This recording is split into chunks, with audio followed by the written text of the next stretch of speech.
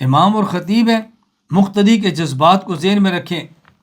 مقتدی دلیل سننا چاہتا ہے، مقتدی آپ کا پیار چاہتا ہے، مقتدی آپ کی محبت چاہتا ہے، مقتدی بیمار ہے وہ تیمارداری چاہتا ہے، مقتدی کا فوت ہو گیا بندہ وہ تعزیت چاہتا ہے، وہ تسلی چاہتا ہے۔ یہ سارے کا مقتدی کے ساتھ کرے، میں دیکھتا ہوں کہ آپ کی یہاں فضا کیسے نہیں بدلتی۔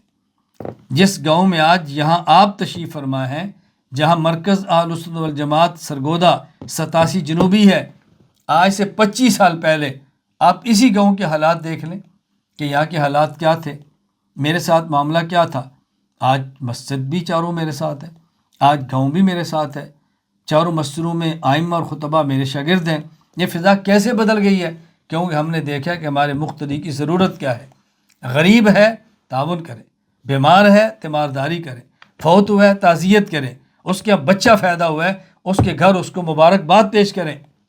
یہ نہیں کہ مر جائے تو ہمیں پیسے دے، وہ جیے تو ہمیں پیسے دے، اس کی شادی ہو تو ہمیں پیسے دے، بچہ پیدا ہو تو ہمیں پیسے دے۔ ایسے امام نہیں چلا کرتا، ایسے امامت نہیں چلتی، ایسے مسجد کا ماحول نہیں بدلتا۔ کسی کا بچہ پیدا ہوا آپ اس کے گھر جاؤ، مٹھائی دو، مبارک پیش کرو۔ کسی کا فوتگی ہے اس کے گھر جاؤ، تعزیت کرو۔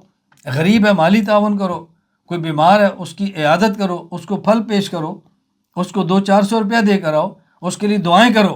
آپ دیکھیں مسجد کا ماحول کیسے ہمارے ساتھ ہے۔